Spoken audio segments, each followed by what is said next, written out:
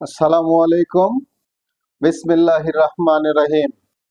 শ্রম আইন নিয়ে আলোচনা করার জন্য আরো একটি পর্ব নিয়ে আপনাদের মাঝে উপস্থিত হলাম। আমি হুসাইন আহমেদ আকাশ, সাধারণ সম্পাদক, বাংলাদেশ প্রগতিশীল নির্মাণ শ্রমিক ফেডারেশন।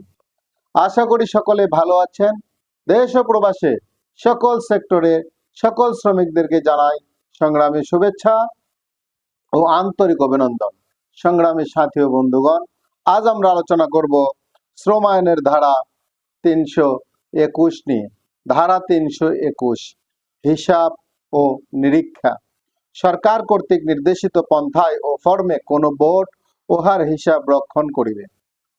কোন বোর্ডের আয় ব্যয়ের হিসাব প্রত্যেক বৎসর মহা হিসাব নিরীক্ষক ও নিয়ন্ত্রক অতঃপর মহা হিসাব নিরীক্ষক বলিয়া উল্লেখিত কর্তৃক তার নির্ধারিত পন্থায় নিরীক্ষিত হইবে।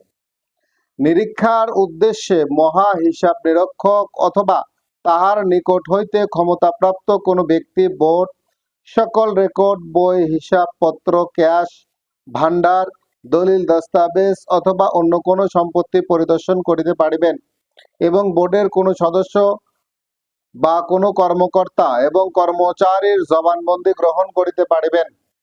বোর্ড উক্তরূপ নিরীক্ষাকালে উহার সকল হিসাবের বই এবং সংশ্লিষ্ট দলিল দস্তাবেজ মহা হিসাব নিরীক্ষান্তে বা নিরীক্ষারত কর্মকর্তার নিকট হাজির করিবে এবং তাহার তলব অনুযায়ী তথ্য সরবরাহ বা ব্যাখ্যা প্রদান করিবে। মহা হিসাব নিরীক্ষক তাহার নিরীক্ষা রিপোর্ট বোর্ডের নিকট পেশ করিবেন এবং ইহার একটি কপি সরকারের নিকট প্রেরণ করিবেন।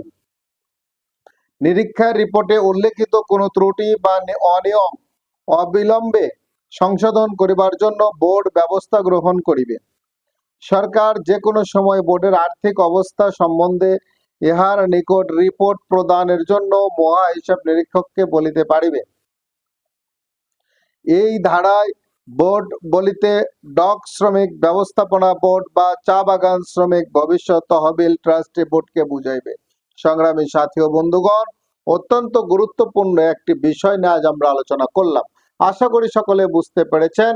দেশের প্রচলিত আইনের প্রতি শ্রদ্ধাশীল হয়ে এদেশের সকল মালিক এবং শ্রমিকগণকে শ্রম আইন মেনে চলার অনুরোধ রেখে সকলে সুস্বাস্থ্য দীর্ঘায়ু কামনা করে আমার নিজের জন্য দোয়া চেয়ে নিয়ে এই পেজের ভিডিওগুলো বেশি বেশি শেয়ার করে এদেশের কোটি কোটি শ্রমিকদেরকে দেখার সুযোগ করে দেওয়ার অনুরোধ রেখে আজকের পর্ব এখানে শেষ করছি।